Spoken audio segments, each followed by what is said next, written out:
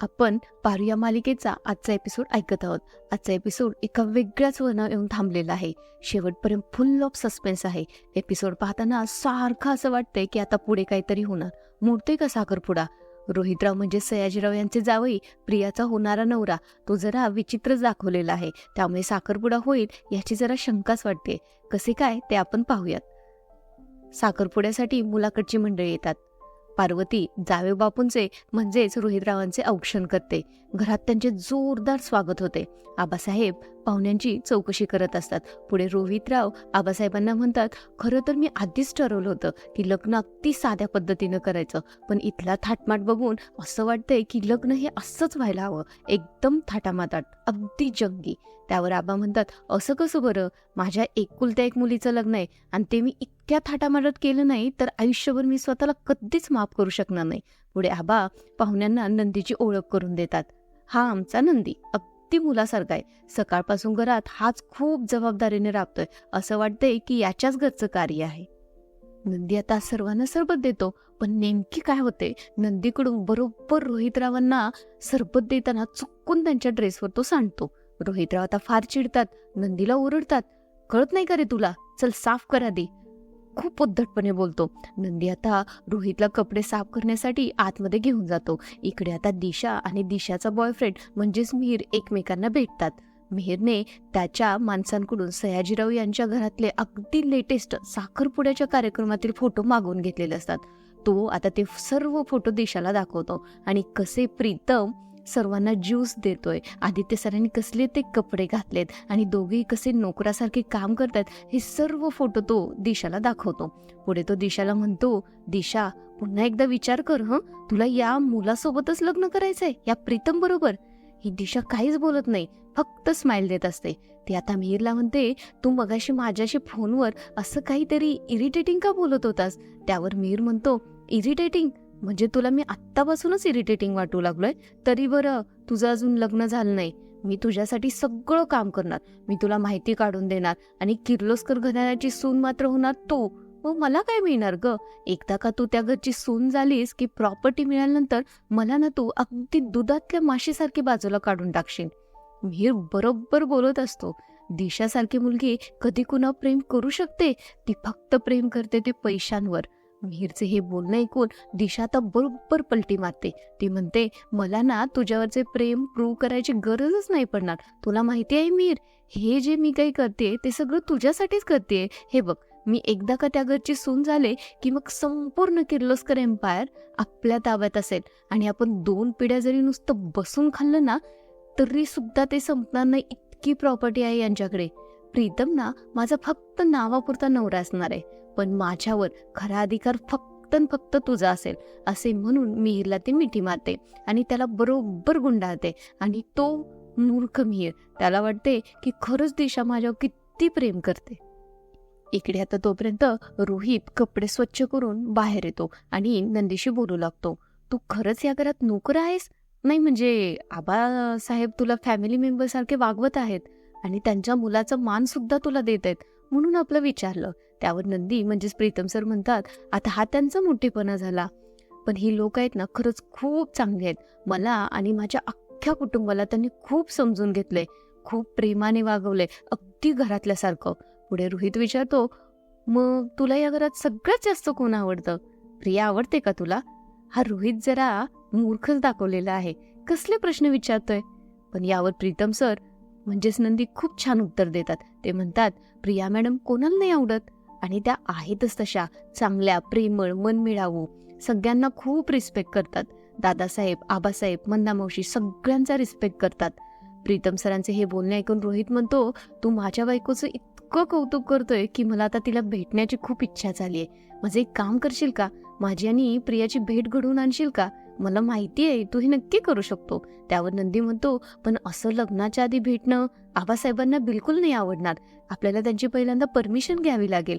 त्यावर रोहित म्हणतो, अरे तू कोणत्या जगात राहतोयस? 2024 चालू आहे ना, आज आमचा साखरपुडा आहे, 2 दिवसानं लग्न होईल, त्यापुढे आम्ही आयुष्यभर एकत्रच राहणार आहे. मग आज भेटलं तर काय अडचण आहे?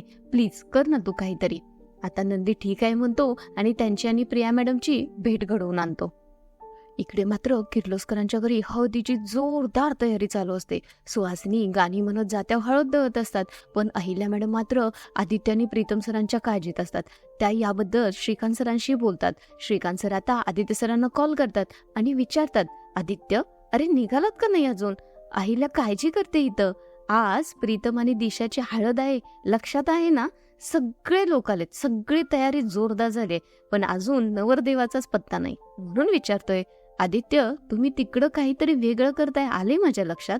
ऍड शूटच्या वेळेला तू अहिल्यापासून काहीतरी लपवून ठेवलं होतं, त्याचे परिणाम किती भयंकर झाले आठवतंय ना तुला? म्हणजे लक्षात आहे ना तुझ्या?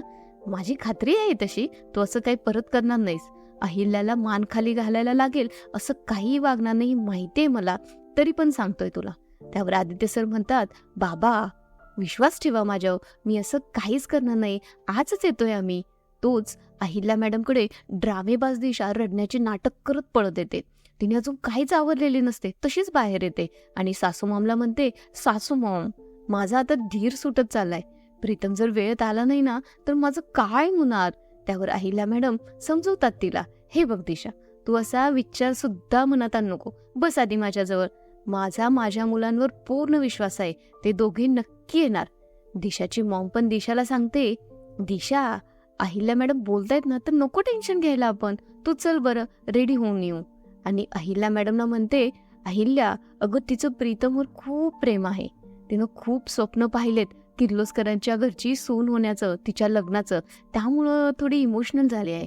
दिशाची मॉम तर दिशापेक्षा जास्त ड्रामेबाज आहे बाई आहे ना, काय ड्रामा करतीये. या दोघी मायलेकींनी मिळून चक्क अहिल्या देवींना फसवलंय. असो, त्या तर सापडणारच आहेत कधी ना कधी, मग काय खैर नाही त्या दोघींचे. असो, इकडे आता रोहित प्रियाच्या रूम मध्ये आलेला असतो. आल्या तो खालून वरपर्यंत नुसतं प्रिया मॅडमकडेच बघत असतो. तो म्हणतो त्यांना, तुमच्या सौंदर्याची तारीफ करावी तितकी कमीच आहे. मला खरंच स्वतःच्या नशिबाचा हेवा वाटतोय की मला इतकी सुंदर बायको मिळाली. मला सांगा ना, तुमच्याही काही अपेक्षा असतील ना तुमच्या होणाऱ्या नवऱ्याकडून? त्यावर प्रिया मॅडम म्हणतात, माझा होणारा नवरा हसरा हवा, त्याने मला सतत हसवत राहायला हवं, प्रत्येक अडचणीत माझ्यासोबत उभा असावा. मी रुसले ना तर मला मनवावं, मी रागवले तर माझा राग शांत करावा. आयुष्य जितकं सिरियसली घ्यावं ना तितकंच हसत खेळतही घ्यावं. सोबत असताना कुठलीच काळजी वाटू नये, त्याच्यासोबत सुरक्षित वाटावं. तो सोबत असताना आणखी कुणी जवळ असण्याची गरजच वाटू नये. सुखात दुःखात, हसताना रडताना, आजारपणात सगळीकडे सोबत असायला हवा आणि तो फक्त माझा असावा. प्रिया मॅडमचे हे सगळे बोलणे ऐकून रोहित म्हणतो, बापरे, हे सगळे गुण तर माझ्यात नाहीत, तरी सुद्धा तुम्ही माझ्यासोबत लग्न करायला कसे काय तयार झालात? प्रिया मॅडम आता शांतच बसतात. इकडे बाहेर मात्र प्रीतम सर बाहेरच उभे असतात आणि इतकी वाईट अवस्था असते बिचारा प्रीतम सर, त्यांची अवस्था तर बघवत नसते. रोहित आणि प्रिया मॅडमचे आता बोलणे झालेले असते. रोहित आता खाली येतो. पार्वती प्रिया मॅडमना खाली घेऊन जाते. साखरपुड्याला सुरुवात होते. कुलदेवतेचे स्मरण करून विधींना सुरुवात होते. आबा आणि मंदा मावशी सोडले तर कोणच आनंदात नसते. सर्वांना वाटत असते की हा साखरपुडा थांबावा, मोडावा तो इथंच. प्रिया मॅडमचे पण बिलकुल लक्ष नसते. त्या सारखं प्रीतम सरांकडे बघत असतात. आदित्य सर, पारू यांनाही खूप वाईट वाटत असते की आपण काहीच करू शकत नाही. प्रीतम सरांची तर अवस्था विचारूच नका अशी झालेली असते. आणि सर्वात महत्वाचे म्हणजे रोहितलाही ते लक्षात येते की प्रिया मॅडम खुश नाहीयेत, त्यांचे इथं लक्ष नाहीये, त्या नंदीकडेच सतत बघतायत. पुढे आता गुरुजी मुलांनी मुलीला अंगठी घालायला सांगतात, पण प्रिया मॅडमचे लक्षच नसते. आता रोहित प्रिया मॅडमचा हात हातात घेतो आणि त्यांना अंगठी घालतो. गुरुजी आता मुलीने मुलाला अंगठी घालायला सांगतात, पण प्रिया मॅडम एकटक प्रीतम सरांकडेच बघत असतात, त्यांच्याच नादात असतात त्या. आणि रोहित हे सर्व ऑब्झर्व करत असतो. प्रिया मॅडमचे लक्ष नाही हे पाहून आबा प्रियाला म्हणतात, प्रिया, अगं अंगठी घालतेस ना? प्रिया आता अंगठी घालणार. तोच आजचा एपिसोड संपतो. पुढचा एपिसोड मध्ये आपल्याला नक्की कळेल की प्रिया मॅडमचा साखरपुडा होणार की नाही होणार. पण म्हणजे मला तर असं वाटतंय की हा रोहित ना जरा विचित्रच दाखवलाय. साखरपुडा होण्याची शक्यता फारच कमी आहे. पण असेच अपडेट पाहण्यासाठी चॅनेलला लाईक आणि सबस्क्राईब करा. धन्यवाद.